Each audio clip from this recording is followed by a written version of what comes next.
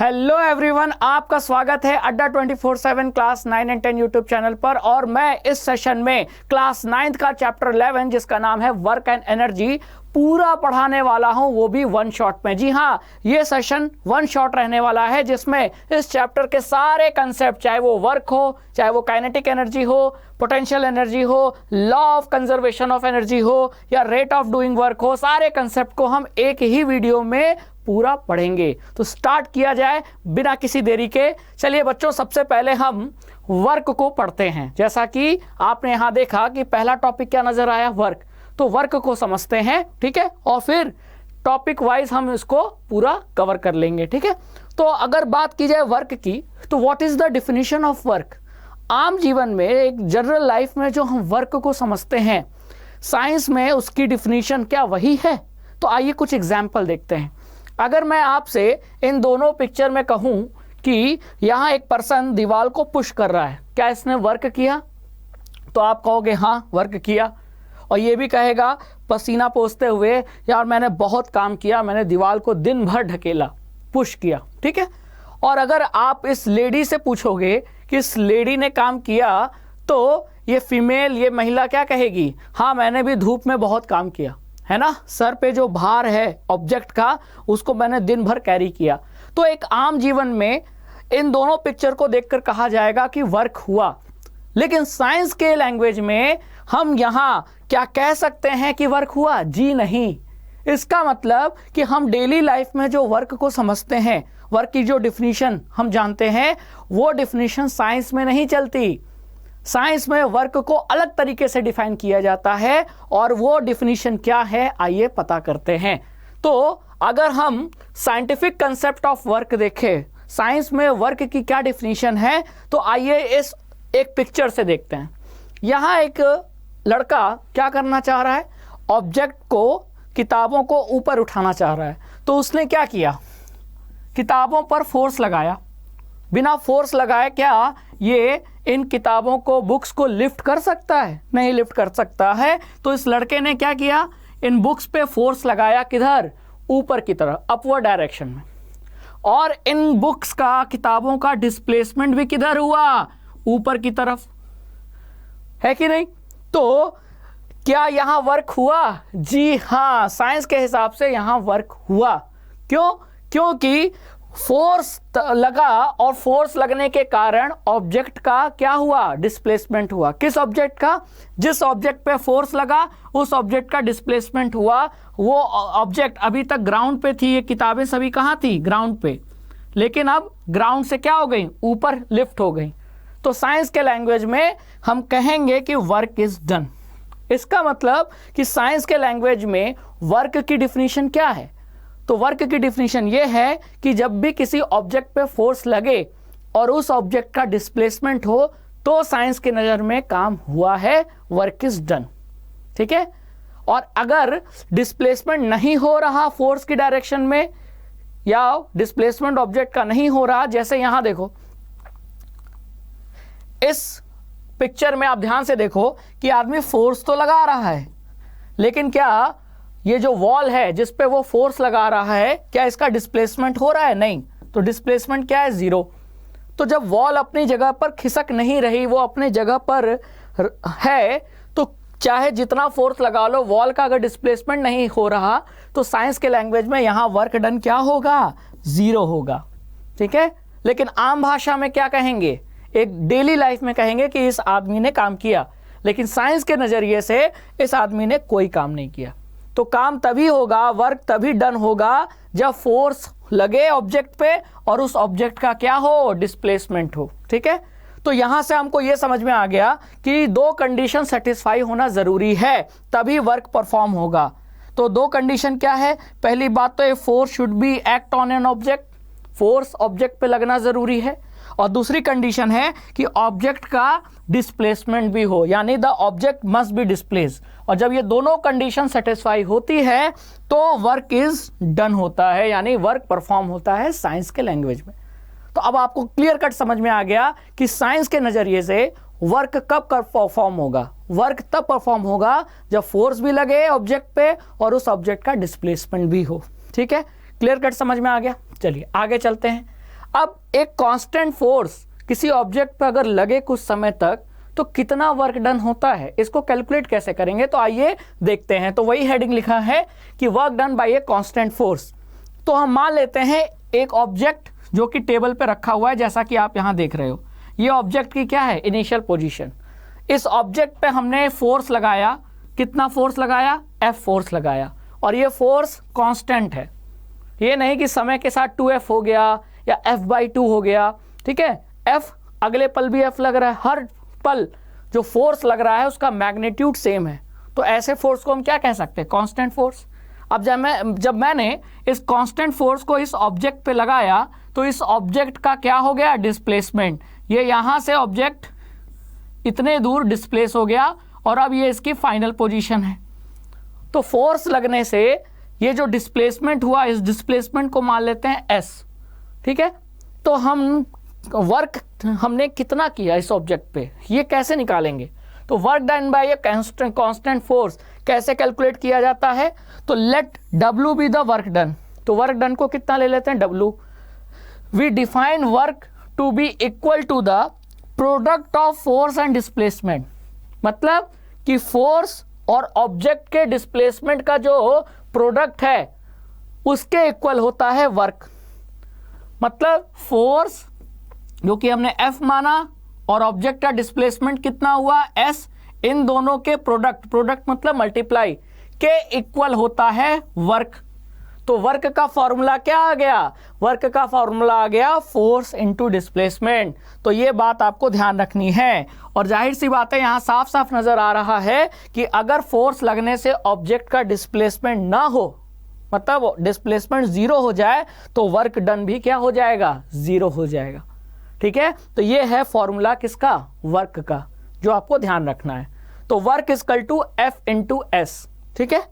अब ये ध्यान रखना है, ये डिस्प्लेसमेंट है, ये इनिशियल और फाइनल पोजीशन के बीच की जो शॉर्टेस्ट डिस्टेंस है उसी डिस्प्लेसमेंट कहते हैं। तो आपको डिस्टेंस नहीं रखना है, डिस्प्लेसमेंट रखना है, ठीक है। क्लियर कट समझ में आया। मतलब कि मान लेते हैं कि ऑब्जेक्ट है, ठीक है। ये ऑब्जेक्ट को मैं पहले ऐसे ले गया फिर यहां ले गया, तो ये 3 मीटर, ये 3 मीटर, और इसी ऑब्जेक्ट को अगर मैं ये इनिशियल से फाइनल पोजीशन पे ले गया ऐसे, तो ये है आपका 4 मीटर। तो देखो ऑब्जेक्ट के इनिशियल और फाइनल पोजीशन के बीच की शॉर्टेस्ट डिस्टेंस क्या है, शॉर्टेस्ट डिस्टेंस 3 + 3 6 नहीं है, 4 मीटर है। तो आपको यहाँ 4 मल्टीप्लाई करेंगे कि 3 और 3 6 मीटर से मल्टीप्लाई करोगे। तो अगर आप इस ऑब्जेक्ट पे फोर्स लगाओगे तो इसका डिस्प्लेसमेंट होगा। तो जो डिस्प्लेसमेंट होता है वो इनिशियल और फाइनल पोजीशन के बीच में शॉर्टेस्ट डिस्टेंस, और शॉर्टेस्ट डिस्टेंस हमेशा स्ट्रेट होता है। तो ये जो डिस्टेंस है जिसे हम डिस्प्लेसमेंट कहते हैं, इससे मल्टीप्लाई करना होगा आपको, ठीक है। Clear cut. तो वर्क का फॉर्मूला आ गया F इंटू S। क्लियर है। चलो, तो work done by a constant force कितना होता है, F इंटू S होता है। अब ये जो वर्क है ना, इसकी मैग्नीट्यूड तो होता है, डायरेक्शन नहीं होता। कभी भी आप ऐसा नहीं बोलोगे मैंने नॉर्थ डायरेक्शन में इतना वर्क किया ना, कभी नहीं। सिर्फ क्या बोलना है, मैंने वर्क किया। डायरेक्शन कभी नहीं बताते। फोर्स में डायरेक्शन होता है, वर्क में डायरेक्शन नहीं होता है। फोर्स आप बताओगे कि फोर्स नॉर्थ में लगाया, साउथ में लगाया, ऊपर लगाया, नीचे लगाया, लेकिन वर्क में कभी भी डायरेक्शन नहीं होता। वर्क में सिर्फ क्या होता है, मैग्नीट्यूड होता है। अब ध्यान से देखो, वर्क बराबर हमने F इंटू S लिखा था।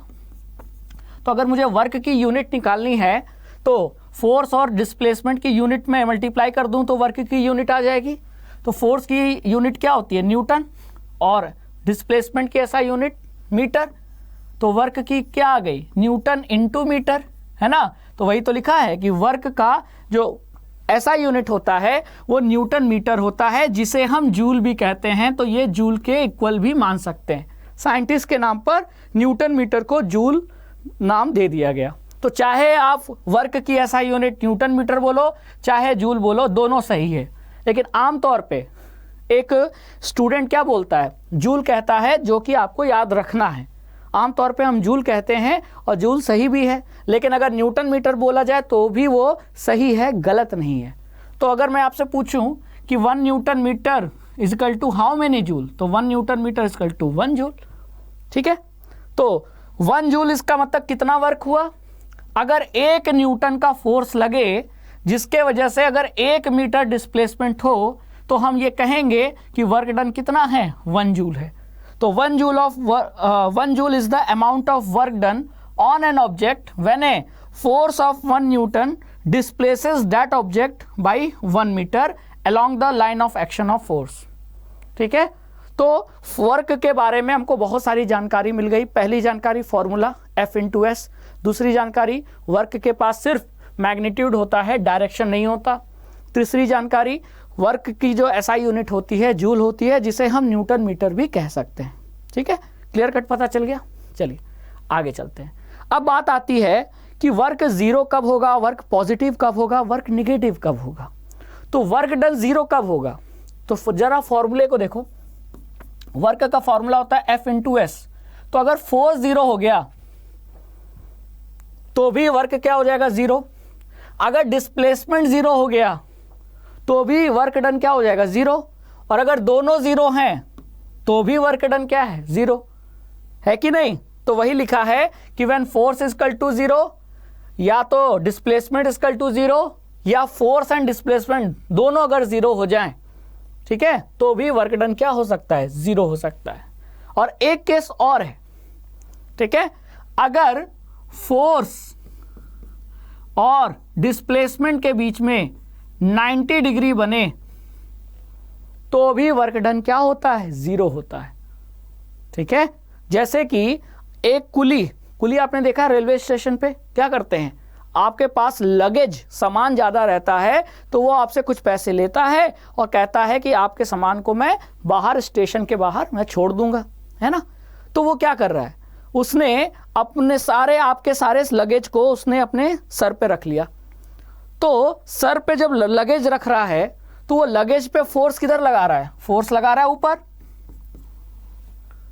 और लगेज को सर पे रख के वो जा कहाँ रहा है? आगे। तो लगेज का डिस्प्लेसमेंट हो रहा है आगे की तरफ और फोर्स लग रहा है लगेज पे ऊपर की तरफ। तो दोनों के बीच का एंगल, फोर्स और डिस्प्लेसमेंट के बीच का एंगल कितना है? 90 डिग्री। तो यहां हम कहेंगे कि वो कुली ने कोई काम किया? नहीं किया, साइंस के लैंग्वेज में। ठीक है, आम भाषा में तो वो कहेगा कि मैंने काम किया, मुझे पैसे दो, लेकिन साइंस के लैंग्वेज में क्योंकि फोर्स और डिस्प्लेसमेंट का एंगल 90 डिग्री है तो वर्क डन क्या होगा? जीरो होगा। तो यहां आप एक चीज और ऐड कर दे सकते हो कि जब force and displacement are perpendicular then also work is also equal to zero. ठीक है, जैसे यहां ये देखो, पर्सन क्या कर रहा है, सामने की तरफ फोर्स लगा रहा है, ठीक है, और यहां डिस्प्लेसमेंट क्या है? जीरो, इसलिए वर्क क्या हो गया? जीरो। यहां भी डिस्प्लेसमेंट जीरो है इसलिए वर्क जीरो है। ठीक है, लेकिन कुली के केस में डिस्प्लेसमेंट तो हो रहा है और फोर्स भी लग रहा है, तब भी वर्क जीरो क्यों हो गया? क्योंकि फोर्स और डिस्प्लेसमेंट के बीच में क्या एंगल बना? 90 डिग्री।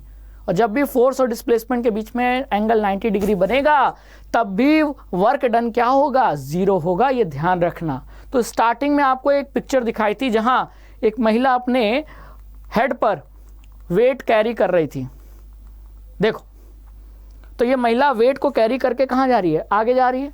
ठीक है, तो फोर्स ये किधर लगा रही है? ऊपर की तरफ, और बढ़ रही है आगे की तरफ। तो डिस्प्लेसमेंट ऐसे हो रहा है, फोर्स लग रहा है ऐसे, तो 90 डिग्री बना, तो यहां वर्क डन क्या होगा? जीरो होगा। तो यही मैं समझाने की कोशिश कर रहा हूं। ठीक है, चलिए, तो वर्क डन जीरो कब होता है हमने ये जान लिया।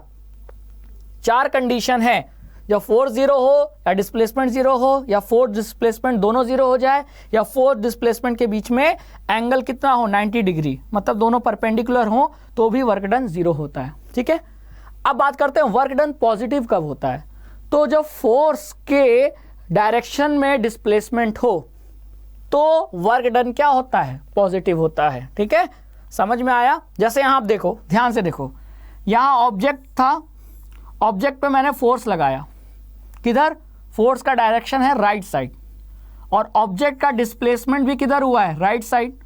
तो देखो, डिस्प्लेसमेंट और फोर्स दोनों सेम डायरेक्शन में, तो इस केस में जो वर्क डन होगा वो क्या होगा, पॉजिटिव होगा। ये देखो पॉजिटिव का साइन लगा है कि नहीं। तो वर्क डन पॉजिटिव कब होता है, जब फोर्स और डिस्प्लेसमेंट सेम डायरेक्शन में हो। लेकिन जरा इस पिक्चर को ध्यान से देखो, ये गाड़ी तेज रफ्तार से आ रही थी, मतलब इसका डिस्प्लेसमेंट कुछ ऐसे हो रहा था, है ना। इधर राइट से लेफ्ट आ रही थी गाड़ी, और सामने अचानक एक दीवार आ गई और ये कार उस दीवार से लड़ गई, भिड़ गई, है ना। तो जब ये दीवार से टकराई तो दीवार ने कार पे फोर्स लगाया ऐसे राइट साइड, और गाड़ी का डिस्प्लेसमेंट हो रहा था ऐसे। तो यहाँ फोर्स और डिस्प्लेसमेंट दोनों सेम डायरेक्शन में नहीं है, अपोजिट डायरेक्शन में है। मतलब दोनों के बीच का जो एंगल है वो 180 डिग्री है ना। तो जब ऐसा कंडीशन हो तो जो वर्क निकलेगा वो वर्क क्या होगा, निगेटिव होगा। इसीलिए यहाँ क्या लिखा है, माइनस लिखा है, माइनस Fs।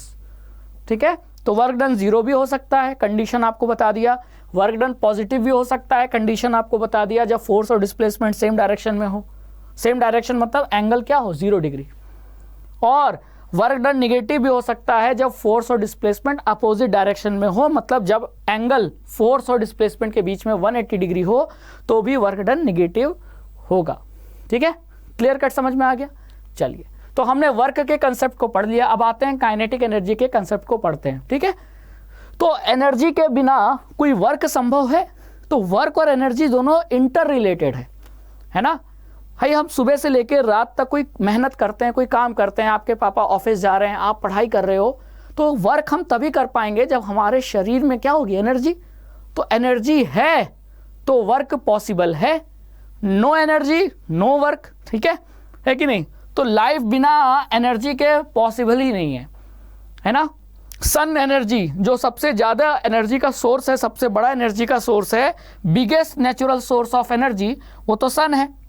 सन की एनर्जी प्लांट एब्जॉर्ब करते हैं तो प्लांट भोजन बनाते हैं, उन भोजन को हम खाते हैं तो हमको एनर्जी मिलती है, और हमको एनर्जी मिलती है तो हम अपना वर्क कर पाते हैं, है कि नहीं।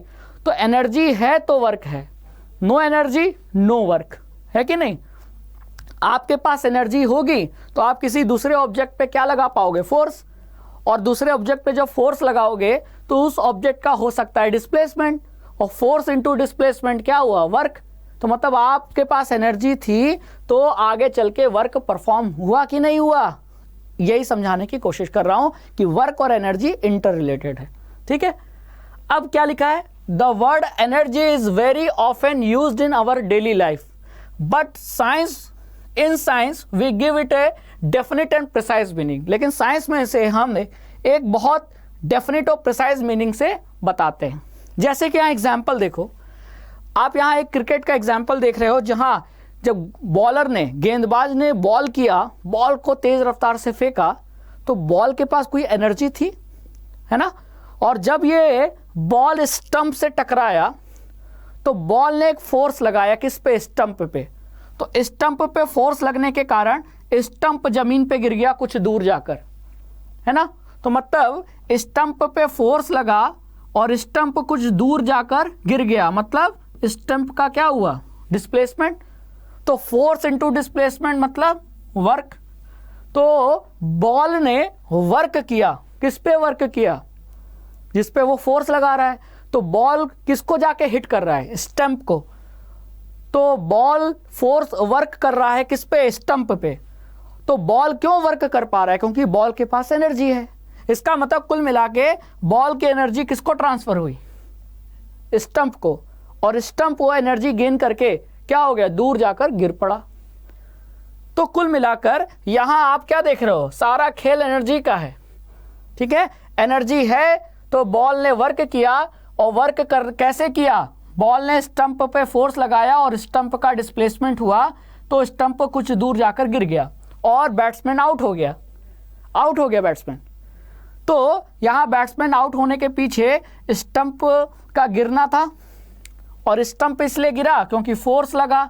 फोर्स किसने लगाया, बॉल ने, मतलब बॉल ने वर्क परफॉर्म किया। और मैंने अभी अभी बोला है कि कोई भी ऑब्जेक्ट तभी वर्क कर पाएगा जब उसके पास एनर्जी हो, यानी इस बॉल के पास एनर्जी थी जिस वजह से इसने वर्क किया। और वर्क कैसे किया, स्टंप पे फोर्स लगाया, स्टंप उखड़कर दूर जाकर गिर गया। तो इसका मतलब यहाँ एनर्जी है कि नहीं? बिल्कुल, इस बॉल के पास एनर्जी थी। तो an object having capability to do work, यानी कि अगर ऑब्जेक्ट के पास काम करने की क्षमता, कैपेसिटी टू डू वर्क या कैपेबिलिटी टू डू वर्क होता है, तो हम कह सकते हैं कि उसके पास क्या है? एनर्जी है। तो एनर्जी होगी तो कैपेबिलिटी ऑफ वर्क अपने आप आ जाएगा। आपके पास एनर्जी, एक दिन मत खाना खाओ, क्या होगा? अगले दिन आप कोई काम ही नहीं कर पाओगे। तो मतलब no energy no work, energy है तो वर्क मुमकिन है। तो वही लिखा है कि an object having capability to do work is said to possess energy. Object जिसके पास वर्क करने की क्षमता, कैपेबिलिटी, कैपेसिटी होती है, इसका मतलब उस वर्क ऑब्जेक्ट के पास क्या है? एनर्जी है। The object which does the work loses energy and the object on which the work is done gains energy.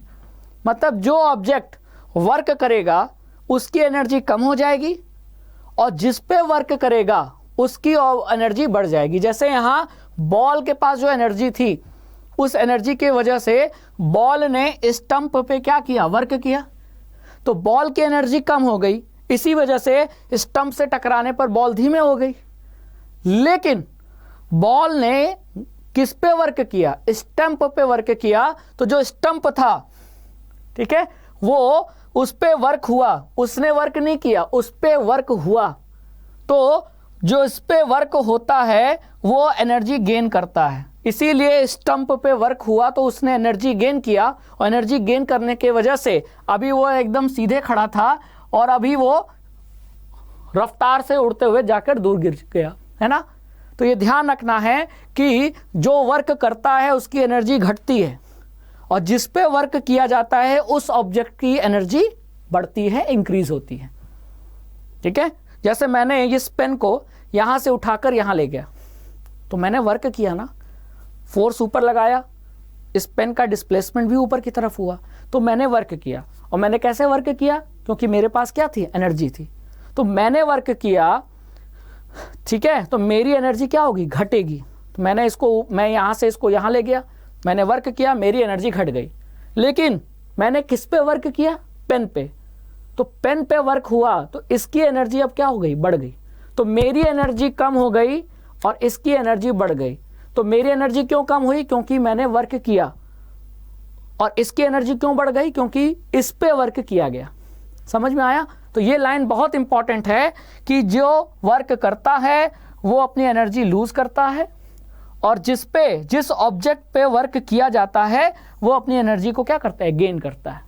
ठीक है, तो कुल मिला के आपको एनर्जी का कंसेप्ट समझ में आ गया। एनर्जी, अगर किसी ऑब्जेक्ट के पास वर्क करने की कैपेसिटी है तो हम ये कह सकते हैं कि उस ऑब्जेक्ट के पास एनर्जी है। ठीक है, और एनर्जी है तो वो वर्क करेगा, जिसके वजह से उस ऑब्जेक्ट की तो एनर्जी डिक्रीज होगी, लेकिन जिस ऑब्जेक्ट पे वो वर्क कर रहा है उसकी एनर्जी बढ़ेगी। ठीक है, एक तरफ एनर्जी कम हुई तो दूसरी तरफ बढ़ गई, क्योंकि law of conservation of energy भी तो मेंटेन रखना है, एनर्जी तो बराबर रखना है, एक तरफ कम होगी तो दूसरी तरफ बढ़ना ही है। ठीक है, चलो क्लियर। अब अगर एसआई यूनिट की बात करें तो एनर्जी की एसआई यूनिट क्या होती है? जूल। और सर अभी आपने पढ़ाया था वर्क की भी एसआई यूनिट जूल होती है। जी हाँ, बिल्कुल। तो वर्क और एनर्जी दोनों की एसआई यूनिट जूल होती है। ठीक है, तो the unit of energy is therefore the same as that of work, that is joule. तो ये याद रखना है, क्योंकि एनर्जी मतलब कैपेसिटी ऑफ डूइंग वर्क। तो एनर्जी और वर्क दोनों एक ही चीजें हैं ना, थोड़ा सा फर्क है, तो दोनों की एसआई यूनिट भी तो सेम होगी। ठीक है, अब आपसे कोई पूछा जाए कि 1 जूल कितनी एनर्जी होती है, तो 1 जूल एनर्जी होती है 1 जूल वर्क करने की, माफ कीजिएगा, 1 joule is the energy required to do 1 joule of work. 1 joule काम करने के लिए कितनी एनर्जी होनी चाहिए आपके पास? 1 जूल एनर्जी होनी चाहिए। एनर्जी है तो वर्क कर पाओगे, तो अगर 1 जूल वर्क करना है तो आपके पास कितनी एनर्जी होनी चाहिए? 1 जूल, है कि नहीं। और अगर कहीं हमने बड़ी यूनिट ले ली, जूल से बड़ी यूनिट किलो जूल, तो जहां के आ जाए समझ लो 1000 किलोमीटर, है ना, तो जहां भी के आ जाए मतलब 1000, तो 1 किलो जूल मतलब 1000 जूल समझना है। तो 1 जूल नहीं, अगर 1000 जूल हो तो 1000 जूल को हम माफ कीजिएगा 1 किलो जूल के बराबर समझ सकते हैं। ठीक है, क्लियर है यहां तक कंसेप्ट? बिल्कुल क्लियर है ना? तो 1 kilo joule equal to 1000 joule. तो अगर आपसे कोई पूछा जाए कि 1 जूल में कितने किलो जूल होते हैं, अब उल्टा पूछ रहा हूं, तो आप ये कह सकते हो 10⁻³ किलो जूल होता है। ठीक है, तो किलो बड़ी क्वांटिटी है, बड़ी यूनिट है, और जूल छोटी यूनिट है। जैसे ग्राम, किलोग्राम, तो 1 किलोग्राम में 1000 ग्राम, ठीक उसी तरह 1 किलो जूल में 1000 जूल। क्लियर? चलिए, अब एनर्जी के कई रूप होते हैं। एनर्जी भगवान की तरह है, जैसे भगवान कभी ब्रह्मा, कभी विष्णु, कभी महेश, तो उसी तरह एनर्जी कभी मैकेनिकल, कभी हीट एनर्जी, कभी केमिकल एनर्जी, कभी इलेक्ट्रिकल एनर्जी, कभी लाइट एनर्जी, जैसा कि आप देख रहे हो। Battery is a source of chemical energy, bulb is a source of light energy. ठीक है, यहां आप क्या कर रहे हो? मैकेनिकल एनर्जी शो कर रहे हो। ये क्या है? इलेक्ट्रिकल एनर्जी का सोर्स है। ठीक है, तो कहीं ना कहीं एनर्जी के कई रूप होते हैं, और यही एनर्जी के वेरियस फॉर्म्स होते हैं, वो एक दूसरे में क्या होते हैं? कन्वर्ट होते हैं। ठीक है, क्या होते हैं? कन्वर्ट होते हैं। तो हमको इसमें मैकेनिकल एनर्जी में 2 पढ़ना है, काइनेटिक और पोटेंशियल। पहले किसको पढ़ेंगे? काइनेटिक को पढ़ेंगे। ठीक है, चलिए अब बात आती है काइनेटिक एनर्जी क्या होती है। तो किसी भी ऑब्जेक्ट के पास कोई एनर्जी तो होगी, तभी तो वो वर्क कर पाएगा, हमने अभी पढ़ा। लेकिन हम कब कहेंगे कि ऑब्जेक्ट के पास काइनेटिक एनर्जी है? तो ये हम तब कहेंगे जब ऑब्जेक्ट मोशन में होता है। जैसे कि आप यहां देख रहे हो, यहां ये जीप दिख रहा है, कोई ना कोई जीप चला रहा है ना, और जीप मोशन में है, एक वेलोसिटी से, स्पीड से ये आगे बढ़ रही है, तो इसके पास एनर्जी है। तो कौन सी एनर्जी है? तो इसके पास काइनेटिक एनर्जी है। यानी कि हर मूविंग ऑब्जेक्ट के पास जो एनर्जी मौजूद होती है अंदर, उस ऑब्जेक्ट के अंदर जो एनर्जी होती है वो एनर्जी होती है काइनेटिक एनर्जी। तो ये हो गई definition. The kinetic energy is the energy possessed by an object due to its motion. अगर ये जीप रुक जाए तो मोशन खत्म, और मोशन खत्म तो इसके पास काइनेटिक एनर्जी भी खत्म हो जाएगी। मतलब काइनेटिक एनर्जी का जो अस्तित्व है तभी तक है जब तक ऑब्जेक्ट मोशन में हो, और ऑब्जेक्ट चाहे जीप हो, कार हो, साइकिल हो, बाइक हो, स्कूटी हो, बस हो, ट्रेन हो, कोई भी ऑब्जेक्ट ले सकते हैं आप, है ना? समझ में आया? अब इसको थोड़ा समझते हैं। Let us now express the kinetic energy of an object in the form of an equation. अच्छा, उसके पहले ये बताओ कि इस काइनेटिक एनर्जी, मतलब इस ऑब्जेक्ट की अगर रफ्तार बढ़ जाए तो क्या इसकी काइनेटिक एनर्जी भी बढ़ जाएगी? जी हाँ, बढ़ जाएगी। तो जितनी ज़्यादा स्पीड होती है, वेलोसिटी होती है किसी भी ऑब्जेक्ट की, उसकी उतनी ही ज़्यादा क्या होती है? Kinetic energy.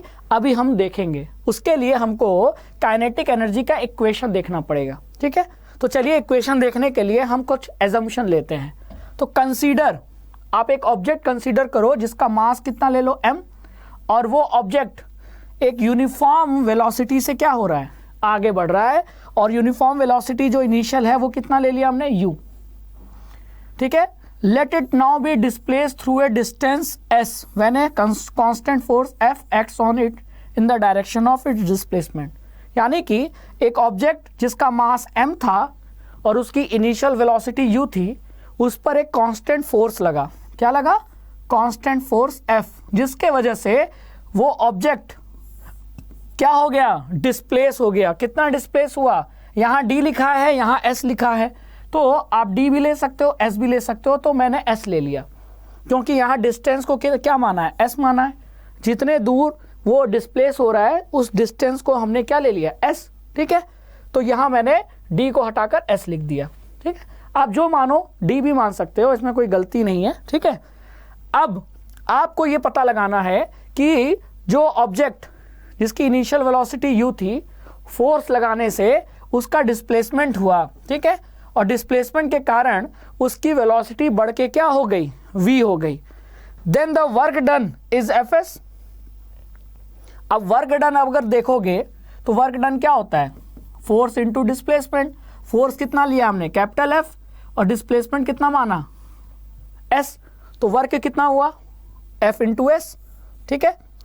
The work done on the object, अब देखो अभी हमने पढ़ा था कि जिस ऑब्जेक्ट पे वर्क किया जाता है उसकी एनर्जी क्या होती है, बढ़ती है। तो ये ऑब्जेक्ट जिस पे हमने वर्क किया, कितना वर्क किया, इतना वर्क किया, तो इस पे वर्क करने से इसकी काइनेटिक एनर्जी बढ़ेगी, तो इसकी रफ्तार भी बढ़ेगी। तो रफ्तार बढ़ के कितनी हो गई, v हो गई। इनिशियल वेलोसिटी u थी, लेकिन इस पे वर्क करने से मैंने वर्क किया तो मेरी एनर्जी घटेगी, लेकिन इस ऑब्जेक्ट की एनर्जी बढ़ेगी। कौन सी एनर्जी है इसके पास, काइनेटिक एनर्जी है। कैसे पता चला, अरे ये मोशन में है ना, तो ऑब्जेक्ट अगर मोशन में हो तो उसके पास कौन सी एनर्जी होती है, काइनेटिक एनर्जी होती है। तो इसकी काइनेटिक एनर्जी बढ़ने से इसकी वेलोसिटी बढ़कर u से क्या हो गई, v। तो वही लिखा है कि the work done on the object will cause A change in its velocity. Velocity change हम मान लेते हैं u से बढ़कर कितना हो गया, v हो गया। Let a be the acceleration produced, और वेलोसिटी अगर समय के साथ चेंज होती है तो इसे क्या कहते हैं, एक्सिलरेशन। तो हमने एक्सिलरेशन को कितना मान लिया, a मान लिया, ठीक है। अब अगर हम न्यूटन का जो लॉ ऑफ मोशन है उसका जो इक्वेशन अगर हम लगाएं, कौन सा इक्वेशन, ये v square equal to u square, ठीक है, प्लस 2as, यही होता है ना। अब अगर मैं इक्वल टू के इधर u स्क्वायर को ले आऊं तो ये क्या हो जाएगा, v square minus u square equal to 2s हो जाएगा, ठीक है। अब यहां से मैं क्या निकाल लूं, s निकाल लूं, तो ये 2a इसके नीचे जाएगा, तो ये v square minus u square upon 2a हो जाएगा। तो मेरे पास क्या आ गया, क्या आ गया, डिस्प्लेसमेंट आ गया, है ना। तो मुझे वर्क बराबर फोर्स इंटू डिस्प्लेसमेंट होता है, तो मैंने डिस्प्लेसमेंट तो इस न्यूटन के इक्वेशन से, लॉ ऑफ मोशन के इक्वेशन से मैंने डिस्प्लेसमेंट तो निकाल लिया। अब मुझे चाहिए क्या, फोर्स, और दोनों को मल्टीप्लाई करूंगा तो मेरे पास क्या आ जाएगा, वर्क, है ना। तो फोर्स की वैल्यू क्या होती है, फॉर्मूला क्या होता है, F इक्वल टू ma। मास हमने m माना था और एक्सिलरेशन कितना माना, a। तो मैं फोर्स की जगह ma रख दूंगा और डिस्प्लेसमेंट की जगह मैं ये रख दूंगा, v square minus u square upon 2a, है कि नहीं। अब जब इसको मैं रखूंगा तो ये किसके इक्वल आना चाहिए, बताओ, ये वर्क के इक्वल आना चाहिए। तो वही तो लिखा है, work equal to ma into V square minus U square upon 2a। अब ये a से कट गया, ठीक है, तो क्या बचा, half m v square minus U square. और अगर इनिशियल वेलोसिटी हम 0 ले लें तो ये टर्म अगर 0 हो जाएगी तो बचा क्या, हाफ एम वी स्क्वायर, ठीक है। तो इतना हमने वर्क किया, तो इतना वर्क किया तो इतनी एनर्जी कम हो गई मेरे में, लेकिन इतनी ही एनर्जी इस ऑब्जेक्ट की क्या हो गई, बढ़ गई, क्योंकि हमने पहले पढ़ा था कि 1 जूल वर्क करने के लिए 1 जूल एनर्जी होनी चाहिए। तो अगर मेरे पास 1 जूल एनर्जी है तो मैं 1 जूल वर्क कर पाऊंगा। तो मान लेते हैं मैंने 1 जूल वर्क किया, मैंने 1 जूल वर्क किया, किस पे, इस ऑब्जेक्ट पे। तो मैंने वर्क किया, इसके वजह से मेरी 1 जूल एनर्जी जो क्या होगी, घट जाएगी। लेकिन मैंने इस ऑब्जेक्ट पे वर्क किया, उसके वजह से इस ऑब्जेक्ट की 1 जूल एनर्जी क्या हो जाएगी, बढ़ जाएगी। तो मैंने ये जो वर्क किया, जो कि इस समय किसके इक्वल है, हाफ एम वी स्क्वायर के बराबर है, इतना मैंने वर्क किया इस ऑब्जेक्ट को यू रफ्तार से वी रफ्तार में ले जाने में। तो ये जो मैंने वर्क किया तो मेरी इतनी एनर्जी तो कम हो गई, लेकिन इस ऑब्जेक्ट की इतनी एनर्जी बढ़ गई। और यही एनर्जी कौन सी एनर्जी कहलाएगी, हाफ एम वी स्क्वायर, यही कहलाएगी काइनेटिक एनर्जी, है ना। यही होगा काइनेटिक एनर्जी। तो काइनेटिक एनर्जी का फॉर्मूला हमें मिल गया, हाफ एम वी स्क्वायर। अब ध्यान से देखो, अगर kinetic energy half M V square होता है तो अगर वेलोसिटी बढ़ाओगे तो काइनेटिक एनर्जी बढ़ेगी कि नहीं। तो वही तो मैंने बोला था, किसी ऑब्जेक्ट का अगर मोशन हो रहा है और उस मोशन के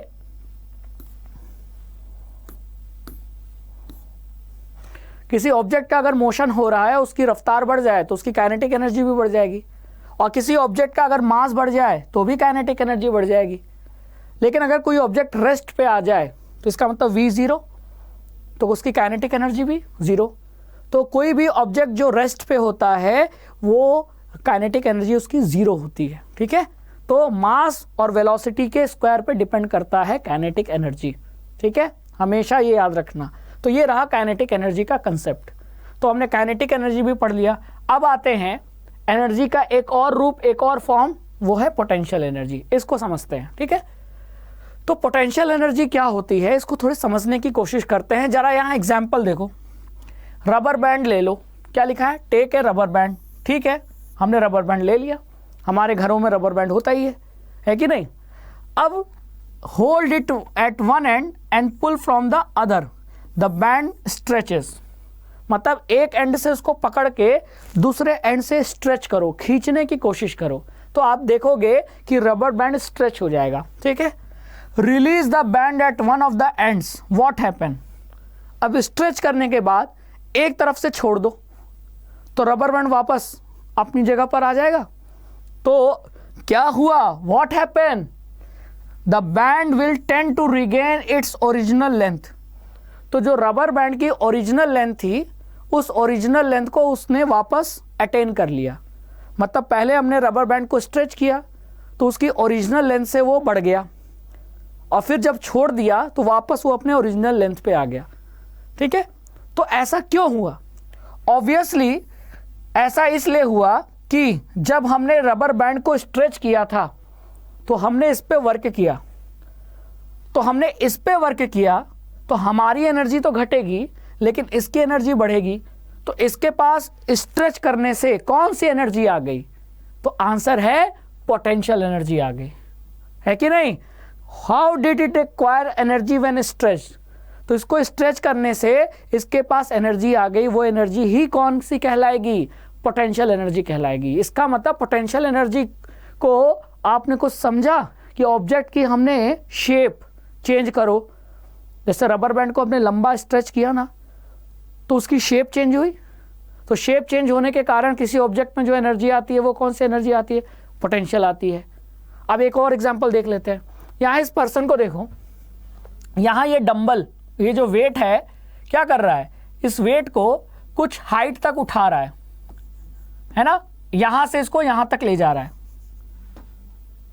तो ये इंसान वर्क कर रहा है किस पे, डंबल पे, और इसको फोर्स लगाकर ऊपर ले जा रहा है, तो डिस्प्लेसमेंट भी ऊपर हो रहा है, फोर्स भी ऊपर लग रहा है, तो वर्क हुआ कि नहीं, जी हाँ।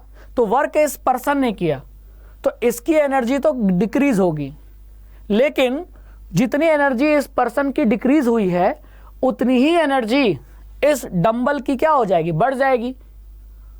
और इसकी एनर्जी तब बढ़ी जब इसको ऊपर ले जाया गया।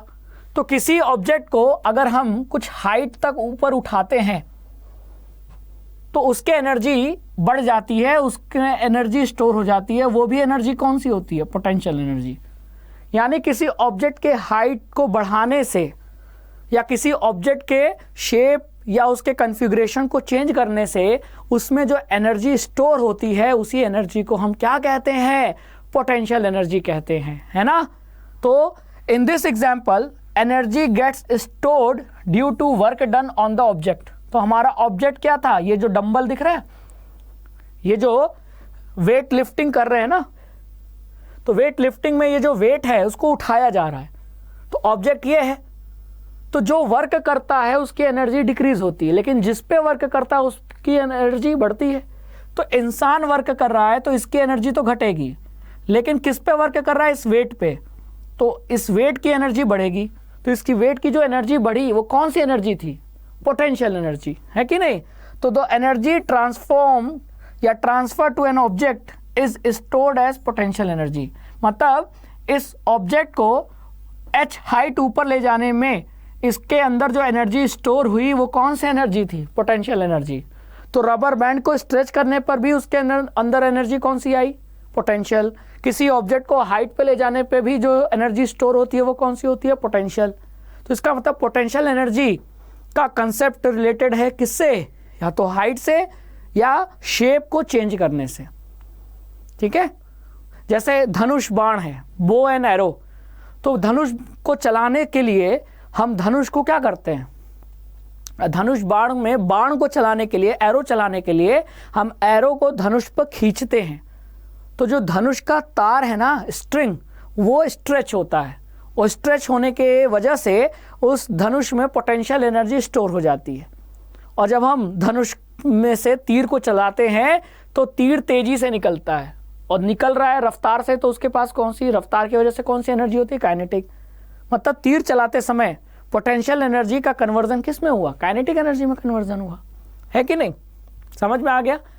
अब चलिए ये समझते हैं कि किसी ऑब्जेक्ट को अगर हम h हाइट ऊपर ले जाएं तो उसके अंदर कितनी पोटेंशियल एनर्जी स्टोर होगी। ठीक है, तो इसके लिए ही लिखा है potential energy of an object at a height. ठीक है, the energy present in an object raised up to a height h is the gravitational potential energy. मतलब कि वो पोटेंशियल एनर्जी जो कि किसी ऑब्जेक्ट में स्टोर हो, अगर उस ऑब्जेक्ट को ग्रेविटी के अगेंस्ट ऊपर हाइट तक ले जाया जाए तो उसी पोटेंशियल एनर्जी को हम ग्रेविटेशनल पोटेंशियल एनर्जी कहते हैं। यानी ग्रेविटेशनल पोटेंशियल एनर्जी एक टाइप की पोटेंशियल एनर्जी ही है, बस इसको एक खास नाम इसलिए दिया गया है क्योंकि ये पोटेंशियल एनर्जी तब स्टोर हुई जब आपने ग्रेविटी के अगेंस्ट आपने वर्क किया। आप खुद ही सोचो कि ये ग्राउंड है, ग्राउंड पे ये ऑब्जेक्ट रखा है, तो ग्रेविटी के वजह से जो इसका वेट है, अर्थ इसको किधर अट्रैक्ट कर रही है? ग्रेविटेशनल फोर्स किधर लगा रही है? डाउनवर्ड। तो इस पे फोर्स लग रहा है डाउनवर्ड। ये कौन सा फोर्स है? अर्थ का ग्रेविटेशनल फोर्स है। और इस फोर्स के अगेंस्ट मुझे काम करना पड़ा और इस ऑब्जेक्ट को h हाइट तक क्या करना पड़ा? ऊपर ले जा रहा है। मतलब धरती कह रही है नहीं मैं नीचे खींचूंगा, धरती कह रही है मैं नीचे खींचूंगी, और आप कह रहे हो नहीं मैं ऊपर खींचूंगा। तो आप जीत गए, धरती हार गई, और आपने धरती के अगेंस्ट अपोजिट जाकर अरे बहुत ताकत लगी और आपने h हाइट ऊपर ले गए ऑब्जेक्ट को, है ना? तो आपने धरती के अगेंस्ट काम किया, तो आपने वर्क किया, तो आपकी एनर्जी तो घट गई, और जितनी घटी है आपकी एनर्जी उतनी ही एनर्जी इस ऑब्जेक्ट की बढ़ गई। तो जो इसकी एनर्जी बढ़ी वो कौन सी एनर्जी थी? उसी एनर्जी को पोटेंशियल एनर्जी कह रहे हैं। और क्योंकि ये ग्रेविटी के अगेंस्ट ये एनर्जी डेवलप हो रही है तो इसे ग्रेविटेशनल पोटेंशियल एनर्जी कहते हैं। ठीक है, चलो अब the gravitational potential energy of an object at a point above the ground is defined as the work done in raising the object from the ground to the point against gravity। किसी object को gravity के against किसी h height तक ऊपर उठाने में जो work किया गया वही वर्क स्टोर हो जाता है उस ऑब्जेक्ट में। किस फॉर्म में? ग्रेविटेशनल पोटेंशियल एनर्जी के फॉर्म में। यानी ग्रेविटेशनल पोटेंशियल एनर्जी की जो मैग्नीट्यूड है, वैल्यू है, वो बराबर होगी उस वर्क के जो कि आपने किया इस ऑब्जेक्ट को h हाइट ऊपर ले जाने में अगेंस्ट द ग्रेविटी। ठीक है, अब अगर मुझे ये कंसेप्ट मिल गया, ये लाइन बहुत इंपॉर्टेंट है, तो अगर मुझे पूछा जाए कि हाइट पर किसी ऑब्जेक्ट को उठाने में मुझे कितना पोटेंशियल एनर्जी उस ऑब्जेक्ट में स्टोर होगा, तो ये पोटेंशियल एनर्जी इस वर्क के बराबर है। तो अगर मैं ग्रेविटी के अगेंस्ट किसी ऑब्जेक्ट को h हाइट ऊपर उठाने में मुझे कितना वर्क करना पड़ा, अगर ये वर्क मुझे पता चल गया तो यही वर्क किसके इक्वल होगा? उस ऑब्जेक्ट के पोटेंशियल एनर्जी के बराबर। क्योंकि इतना वर्क करने पर इस पे इतनी ही एनर्जी स्टोर हो जाएगी ना। मान लो, इसको ऐसे समझो कि मैंने इस ऑब्जेक्ट पे 1 जूल वर्क किया और उसके वजह से मैंने इस ऑब्जेक्ट को उठाकर h हाइट ऊपर ले गया, तो इसमें कितनी एनर्जी स्टोर हो गई? तो मैंने 1 जूल वर्क किया तो मेरी 1 जूल एनर्जी कम हो गई और यही 1 जूल एनर्जी इसमें जाकर स्टोर हो गई, है ना? समझ में आया? तो मैंने 1 जूल वर्क किया और ये 1 जूल वर्क 1 जूल एनर्जी के फॉर्म में इस ऑब्जेक्ट में जाकर स्टोर हो गई। तो मैं अगर ये वर्क निकाल लूं तो वही वैल्यू किसकी होगी? इस ऑब्जेक्ट के अंदर कितनी पोटेंशियल एनर्जी है उसके इक्वल होगी। तो मैं इस वर्क को निकालने की कोशिश करूंगा तो मुझे पोटेंशियल एनर्जी का फॉर्मूला मिल जाएगा। ठीक है, अब उसके लिए मैंने एक ऑब्जेक्ट ले लिया जिसका मास कितना ले लिया, m। Let it be the raised through a height h from the ground. और ये भी मान लिया कि हम उस ऑब्जेक्ट को ग्राउंड से कितने हाइट, h हाइट ऊपर उठाते हैं, रेस करते हैं, वो भी ग्रेविटी के against. A force is required to do this. अब किसी ऑब्जेक्ट को h हाइट ऊपर उठाने में आपको फोर्स लगाना पड़ेगा। तो फोर्स कितना लगाना पड़ेगा, धरती उसको नीचे खींच रही है, तो धरती जितने फोर्स से नीचे खींच रही है लगभग उससे, उसके बराबर या उससे ज़्यादा फोर्स लगाओगे तब जाकर वो ऑब्जेक्ट ऊपर उठेगा ना। तो मिनिमम कितना फोर्स चाहिए इस ऑब्जेक्ट को उठाने के लिए, मिनिमम इस ऑब्जेक्ट के वेट के बराबर चाहिए, है कि नहीं।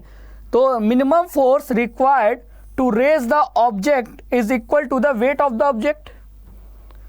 अरे वेट क्या होता है, वेट एक तरीके का फोर्स होता है। तो अर्थ पे कोई ऑब्जेक्ट का जो वेट होता है वो ये बताता है कि अर्थ उसको उस फोर्स से क्या कर रही है, खींच रही है। तो किसी भी ऑब्जेक्ट का जो वेट होता है वो किसके इक्वल होता है, mg के। ये वर्क नहीं है, ये w क्या है, ये वेट है, ठीक है। मतलब जो अर्थ है वो इस ऑब्जेक्ट को इतने फोर्स से खींच रही है, तो आपको इससे थोड़ा सा ज्यादा फोर्स लगाना पड़ेगा ना, तभी तो आप ऑब्जेक्ट को h हाइट ऊपर ले जाओगे। तो मिनिमम फोर्स कितना लगाना पड़ेगा, मिनिमम फोर्स तो mg के बराबर होगा, तब आप इस ऑब्जेक्ट को h हाइट ऊपर ले जाओगे और तब आप वर्क परफॉर्म करोगे, ठीक है। तो हमने मान लिया कि the object gains energy equal to the work done on it, let the work done on the object against gravity be w। तो हमने वर्क डन w मान लिया, ठीक है। अब वर्क डन का हमने फॉर्मूला पढ़ा है, फोर्स इनटू डिस्प्लेसमेंट, क्लियर। तो फोर्स मैंने कितना लगाया, तो कम से कम वेट के बराबर, तो मैं यहाँ mg लिख सकता हूँ, जी हाँ। और आप कितने ऊपर ले गए, h हाइट ऊपर ले गए, तो डिस्प्लेसमेंट कितना हुआ, h। तो यहाँ से कितना वर्क परफॉर्म हुआ, mgh। और इतना ही वर्क इस ऑब्जेक्ट में स्टोर हो जाएगा, किस फॉर्म में, एनर्जी के फॉर्म में। कौन से एनर्जी के फॉर्म में, पोटेंशियल एनर्जी के फॉर्म में। तो जितना वर्क हुआ उतनी एनर्जी स्टोर हो गई। तो पोटेंशियल एनर्जी का फॉर्मूला भी तो क्या हो गया, mgh हो गया। तो काइनेटिक एनर्जी का फॉर्मूला तो हाफ mv² होता है, लेकिन पोटेंशियल एनर्जी का कैसे, किस ऑब्जेक्ट के, एक ऐसे ऑब्जेक्ट को जिसको हमने ग्राउंड से h हाइट ऊपर ले गए हैं, उस ऑब्जेक्ट का पोटेंशियल एनर्जी का फॉर्मूला होता है mgh। Mass of object, acceleration due to gravity and height, जिस ग्राउंड से जितने हाइट पर आपने ऑब्जेक्ट को ले गए हैं वो हाइट आपका ये h है, ठीक है। निकल गया कि नहीं। अब देखो यहाँ एक डायग्राम है, इस डायग्राम को ध्यान से पढ़ो और बताओ कि हमने इस ऑब्जेक्ट को, जिस ऑब्जेक्ट को A कह रहे हैं, उसको सीधे ले गए h हाइट ऊपर,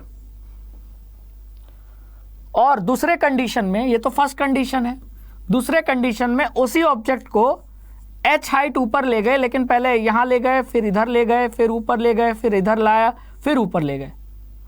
दोनों की हाइट बराबर है, ग्राउंड से दोनों हाइट इक्वल है, लेकिन h हाइट ले जाने का जो रास्ता है वो अलग अलग था। पहले केस में एकदम सीधे ले गए और दूसरे केस में यहाँ से उठाया, फिर ऐसे ले गए, फिर ऊपर ले गए, फिर ऐसे किया, फिर ले गए। तो दोनों केस में क्या पोटेंशियल एनर्जी सेम होगी कि अलग अलग होगी। तो पोटेंशियल एनर्जी पाथ पे डिपेंड नहीं करती, इनिशियल और फाइनल पोजीशन पे डिपेंड करती है। तो दोनों कंडीशन में जो ऑब्जेक्ट का जो हाइट है ग्राउंड से वो सेम है। तो ये मैटर नहीं करता कि आप ऑब्जेक्ट को सीधे ले गए या आगे पीछे करके ले गए, इनिशियल पोजीशन और फाइनल पोजीशन सेम थी, तो दोनों केस में पोटेंशियल एनर्जी भी सेम होगी, mgh। सॉरी, माफ कीजिएगा। तो पोटेंशियल एनर्जी पाथ डिपेंडेंट नहीं है, इनिशियल और फाइनल पोजीशन पे डिपेंड करती है। तो इसीलिए लिखा है कि in both situation the work done on the object is same and that will be equal to mgh। Clear है। तो हाइट दोनों का सेम था, इनिशियल फाइनल पोजीशन सेम थी, तो पोटेंशियल एनर्जी भी सेम होगा। ठीक है, चलिए तो पोटेंशियल एनर्जी भी पढ़ लिया। अब आते हैं law of conservation of energy को पढ़ते हैं। तो law of conservation of energy दो बातें बोलता है। पहला क्या, energy can only be converted from one form to another, it can neither be created nor be destroyed. और दूसरा, the total energy before and after the transformation remain same. मतलब कि भगवान ने इस पूरे ब्रह्मांड यानी यूनिवर्स में जितनी एनर्जी बना दी है, बना दी। अब उस एनर्जी को आप बढ़ा या घटा नहीं सकते, आपके पास कोई बटन नहीं है जिससे आप इसको बढ़ा दो घटा दो। अगर मान लेते हैं पूरे यूनिवर्स में भगवान ने 1000 जूल एनर्जी बना दी, तो ये 1000 जूल ही रहेगी, ये बढ़कर 1000 से 2000 नहीं होगी, ना घट के ये 100 होगी। ठीक है, समझ में आया? तो ये बढ़ घट नहीं सकती, टोटल एनर्जी हमेशा सेम रहती है। तो फिर हो क्या सकता है, हम बढ़ा नहीं सकते, घटा नहीं सकते, टोटल एनर्जी सेम रहती है, सिर्फ कन्वर्जन कर सकते हो। मान लेते हैं कि इस 1000 जूल में 700 जूल ए फॉर्म में थी और 300 जूल बी फॉर्म में एनर्जी थी। अब आप इसको कन्वर्ट कर सकते हो, 300 जूल हो गई ए रूप में और 700 जूल हो गई बी फॉर्म में, लेकिन टोटल एनर्जी अभी भी कितनी है, 1000 जूल। तो टोटल एनर्जी कभी बदला नहीं बदला। तो वही कहा है कि energy can neither be created nor be destroyed. Energy को हम बनाते नहीं है ना मिटा सकते हैं, एनर्जी को सिर्फ कन्वर्ट किया जा सकता है उसके एक फॉर्म से दूसरे फॉर्म में। जैसे काइनेटिक को पोटेंशियल में बदल सकते हैं, पोटेंशियल को काइनेटिक में बदल सकते हैं, है ना। इलेक्ट्रिकल को मैकेनिकल में बदल सकते हैं। जैसे मोटर चलता है, फैन क्या है, मोटर है। फैन कब चलता है, जब उसको हम स्विच ऑन करते हैं, स्विच ऑन करने से वहाँ करंट गया, मतलब कौन सी एनर्जी, इलेक्ट्रिकल एनर्जी, और उसके वजह से फैन घूमने लगा। फैन घूम रहा है मतलब मोशन में है, मतलब उसके पास कौन सी एनर्जी है, काइनेटिक एनर्जी। और काइनेटिक एनर्जी एक टाइप की मैकेनिकल एनर्जी होता है। तो यहाँ आप साफ साफ देख रहे हो कि जितना इलेक्ट्रिकल एनर्जी सप्लाई हुआ वो कन्वर्ट हो गया किस में, मैकेनिकल एनर्जी में। तो कन्वर्जन हो सकता है, ये नहीं कि हम एनर्जी को बढ़ा दें या घटा दें। तो इसीलिए कहा गया कि total energy before the transformation is equal to या is always equal to total energy after the transformation. ठीक है, तो the law of conservation of energy is valid in all situation and for all kinds of transformation. जैसे कि यहाँ आप देख रहे हो सेल का यूज करके टॉर्च को जलाते हैं, तो यहाँ भी law of conservation of energy valid है। यहाँ केमिकल एनर्जी का कन्वर्जन हुआ किस में, लाइट में। तो अगर 100 जूल केमिकल एनर्जी थी तो इधर लाइट में भी कितनी होगी, 100 जूल। ठीक है, यहाँ देख रहे हो गाड़ियाँ चलती हैं डीजल पेट्रोल पे, तो डीजल पेट्रोल में क्या है, केमिकल एनर्जी है। और वो केमिकल एनर्जी का कन्वर्जन, गाड़ी चल रही है मतलब काइनेटिक एनर्जी, और काइनेटिक एक टाइप का क्या होता है, मैकेनिकल एनर्जी, हमने पहले ही पढ़ा है। तो यहाँ भी तो एनर्जी का कन्वर्जन हो रहा है, हर जगह एनर्जी का कन्वर्जन हो रहा है, एनर्जी का प्रोडक्शन नहीं हो रहा। ठीक है, अब आप कहोगे सर थर्मल पावर प्लांट में जहाँ बिजली बनाते हैं तो वहाँ बिजली बना रहे हैं, पैदा कर रहे हैं। असल में पैदा कर रहे नहीं हैं, वहाँ एनर्जी को ट्रांसफॉर्म कर रहे हैं। अरे हाइड्रो इलेक्ट्रिक डैम में पानी को ऊंचाई से गिराते हैं, तो ऊंचाई में के वजह से पानी में कौन सी एनर्जी आ गई, पोटेंशियल एनर्जी।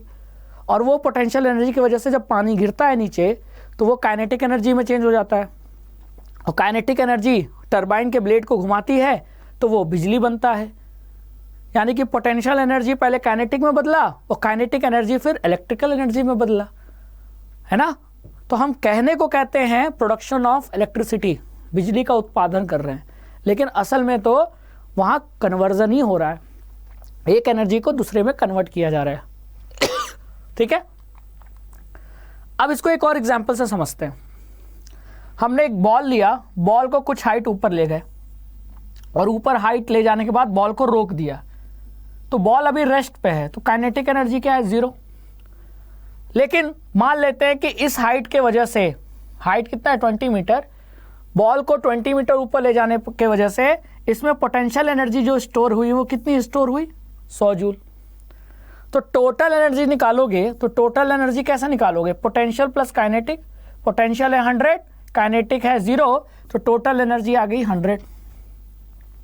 अब गेंद को यहां से छोड़ दो तो ये बॉल क्या होगी, नीचे गिरेगी, और जैसे जैसे नीचे गिरेगी इसकी वेलोसिटी बढ़ेगी, और वेलोसिटी बढ़ेगी तो काइनेटिक एनर्जी भी बढ़ेगी, है ना। तो मान लेते हैं कि जब बॉल यहां है तो इसकी काइनेटिक एनर्जी हो गई 20। तो जितनी पोटेंशियल एनर्जी कन्वर्ट हुई वो कहाँ गई, काइनेटिक एनर्जी में कन्वर्ट हो गई। तो मान लेते हैं 20 जूल पोटेंशियल एनर्जी कन्वर्ट हो गई किस में, काइनेटिक में। तो पोटेंशियल एनर्जी बच कितनी गई, 80, यानी पहले से कम हो गई, और कम तो होना ही था क्योंकि हाइट पहले ज़्यादा था ग्राउंड से, और अब हाइट क्या है, ग्राउंड से कम। तो हाइट कम होने की वजह से पोटेंशियल एनर्जी भी कम हो गई, लेकिन वो गई कहाँ, वो डिस्ट्रॉय नहीं हुई है, वो एनर्जी कन्वर्ट हो गई है। और अभी भी देखो टोटल एनर्जी कितनी होगी, 80 + 20 100 हुई होगी। बीच रास्ते में आधी एनर्जी बॉल के पास पोटेंशियल के फॉर्म में है, आधी काइनेटिक के फॉर्म में है, तो अभी भी टोटल एनर्जी कितनी है, 100 जूल है। और ग्राउंड पे आने पर बॉल किसमें, बॉल की हाइट हो जाएगी 0, हाइट 0 होने की वजह से पोटेंशियल एनर्जी 0 हो गई, लेकिन सारा का सारा पोटेंशियल एनर्जी किसमें कन्वर्ट हो गया, काइनेटिक में। तो यहाँ भी अभी टोटल एनर्जी अभी भी कितनी है, देखो 100 जूल है। तो ये एग्जाम्पल आपको क्या शो कर रहा है, एग्जाम्पल शो कर रहा है कि स्टार्टिंग में सारी एनर्जी पोटेंशियल के रूप में थी जब बॉल हाइट में था, और जब बॉल जमीन पर आकर रेस्ट पे आ गया, रेस्ट पे नहीं आया मतलब जमीन को टच करने वाला है, तो सारी पोटेंशियल एनर्जी किस में कन्वर्ट हो गई, काइनेटिक एनर्जी में। तो अगर आपसे क्वेश्चन पूछा जाए कि जब बॉल एकदम टॉप पर है तो उसकी सारी एनर्जी किस फॉर्म में स्टोर है, पोटेंशियल के फॉर्म में। बॉल जब ग्राउंड को टच करने जा रहा है तो उसकी सारी एनर्जी किस फॉर्म में है, काइनेटिक के फॉर्म में। और बीच रास्ते बीचों बीच एनर्जी किस फॉर्म में है, तो हाफ पोटेंशियल के फॉर्म में, हाफ काइनेटिक के फॉर्म में। क्लियर कट, समझ में आया। चलिए, तो ये तो हो गया आपका law of conservation of energy, ठीक है। तो अब आपने क्या देखा, टोटल एनर्जी हमने क्या देखा था, हमेशा कांस्टेंट है ना, टोटल एनर्जी 100 यानी हमेशा कांस्टेंट था। तो टोटल एनर्जी कैसे निकाला था, पोटेंशियल प्लस काइनेटिक का सम, मतलब एडिशन। तो आपको लॉ ऑफ कंजर्वेशन यही तो है कि पोटेंशियल एनर्जी और काइनेटिक एनर्जी का जो सम है वो हमेशा कांस्टेंट रहेगा। एक बढ़ेगा तो दूसरा घटेगा, दूसरा बढ़ेगा तो पहला घटेगा, है कि नहीं। क्लियर कट, समझ में आया। इसी चीज को हमने यहाँ एग्जाम्पल से समझा है कि देखो पोटेंशियल एनर्जी घट रही है 100 से 80, 80 से 50, 50 से 0, तो उसी समय काइनेटिक एनर्जी बढ़ रही है, तो एक घटेगी दूसरी बढ़ेगी, लेकिन दोनों का सम हमेशा कांस्टेंट होगा, ठीक है। क्लियर कट, समझ में आ गया। चलो, तो law of conservation of energy भी पढ़ लिया। अब आते हैं रेट ऑफ डूइंग वर्क, इसको पढ़ लेते हैं। रेट ऑफ डूइंग वर्क मतलब समय के साथ वर्क करने की कैपेसिटी, यानी कुल मिलाकर कहीं ना कहीं बात हो रही है वर्क अपॉन टाइम की, और वर्क अपॉन टाइम को क्या कहते हैं, पावर। क्या सभी की पावर एक जैसी होती है, नहीं। अगर मैं इन दोनों जनरेटर को कंपेयर करूं और दोनों जनरेटर को मैं सेम टाइम के लिए, मान लेते हैं इसको भी 1 आवर के लिए मैंने चलाया और इसको भी मैंने 1 आवर के लिए चलाया, तो आपको क्या लगता है कौन ज्यादा बिजली पैदा करेगा, ये वाला जनरेटर। मतलब समय बराबर था, टाइम इक्वल था लेकिन जो वर्क है वो इसने ज्यादा परफॉर्म किया। तो नेचर में हम सभी अलग हैं। कोई 1 घंटे में पूरा चैप्टर पढ़ लेता है और किसी को 5 घंटे लगते हैं चैप्टर पढ़ने में, तो इसका मतलब सभी की वर्क करने की जो कैपेसिटी है वो अलग अलग है। सेम टाइम में कुछ ज़्यादा वर्क करते हैं, कुछ कम वर्क करते हैं, ठीक है।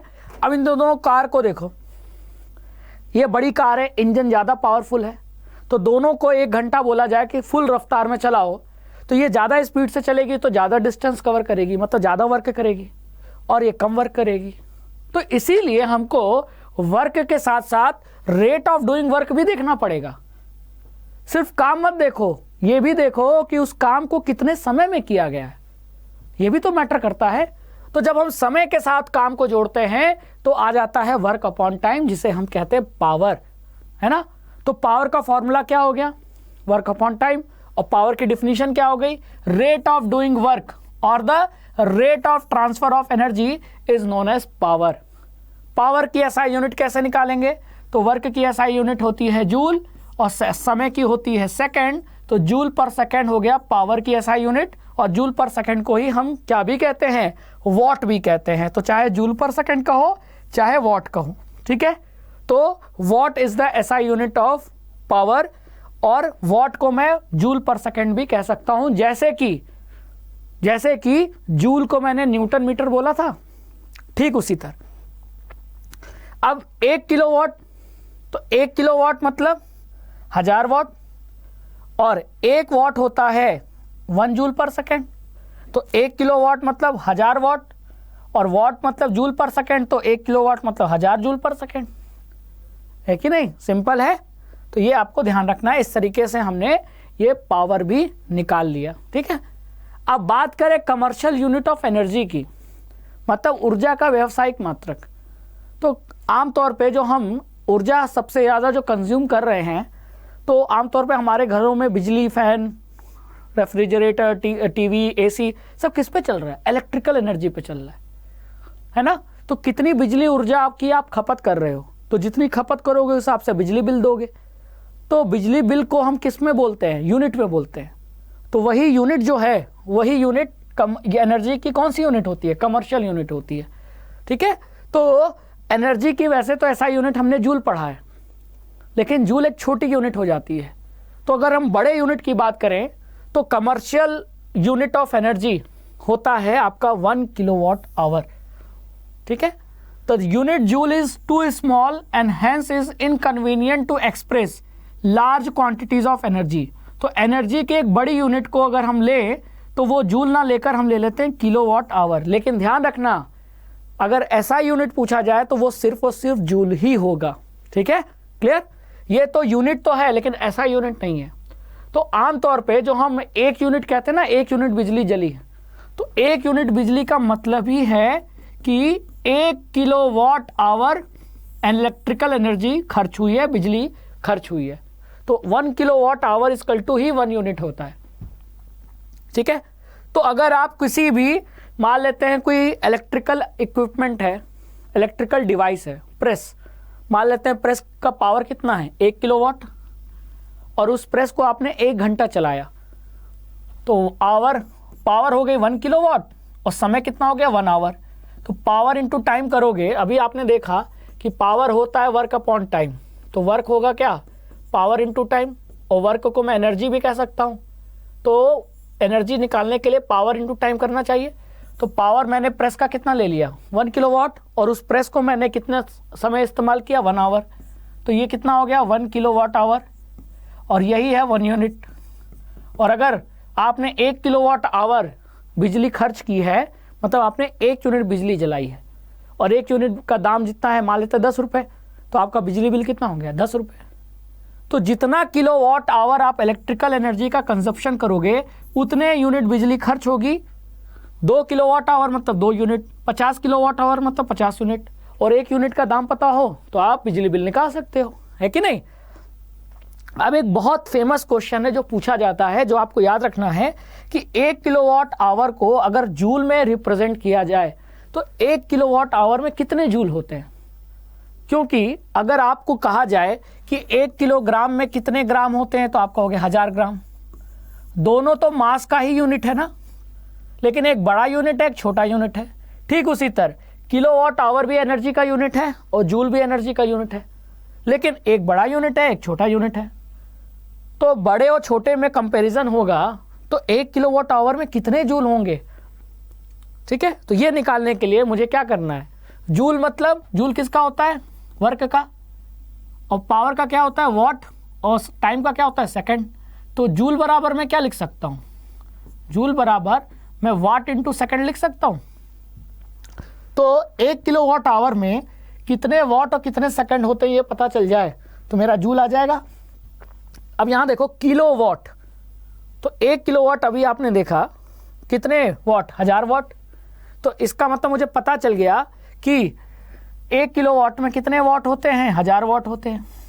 और टाइम यहाँ कितना दिया है, आवर 1 घंटा, और मुझे किस में रखना है, सेकंड में। तो 1 घंटे में कितने सेकंड, 60 × 60 यानी 3600। तो ये वॉट हो गया और ये सेकंड हो गया। तो इन दोनों को मल्टीप्लाई करूंगा, वॉट इंटू सेकंड, तो जो आंसर आएगा जूल में आएगा, ठीक है। तो मल्टीप्लाई करो तो ये हो जाएगा 36 और ये 30, ये 20 यानी 5 × 0। और इसी को मैं चाहूँ तो ऐसे भी लिख सकता हूँ 3.6 × 10⁶ जूल, और जूल ही होगा क्योंकि मैंने वॉट इंटू सेकंड किया है तो आंसर जूल में आएगा। तो साफ साफ पता चल गया कि 1 किलोवाट आवर में 3.6 × 10⁶ जूल होता है, ठीक है। तो ये कन्वर्जन आपको याद रखना है, इंपॉर्टेंट है। अब जो मैंने बोला कि जो घरों में बिजली बिल हम इस्तेमाल करते हैं, तो बिजली मीटर, इलेक्ट्रिक मीटर को ध्यान से देखो, क्या लिखा है, किलोवाट आवर।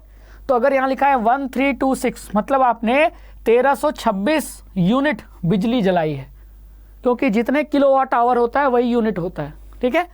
इस तरीके से हम बिजली बिल कैलकुलेट करते हैं। तो 1 यूनिट = 1 किलोवाट आवर। तो आप घर का बिजली बिल कैसे देते हो, मान लो कि 1 जनवरी को सुबह सुबह आपने रीडिंग देखा 1000, है ना, और 31 जनवरी के रात को देखा 12 बजे, तो यहां रीडिंग थी कितनी, 1031। तो कितना यूनिट बिजली खर्च हुई एक पूरे जनवरी मंथ में, तो डिफरेंस, अंतर निकाल लो। तो 31 और 31 यहाँ दिखेगा आपको 31, मतलब यहाँ 31 नहीं दिखेगा, यहाँ तो दिखेगा 1031, और लास्ट टाइम कितना पे छोड़ा था आपने, 1000 पे।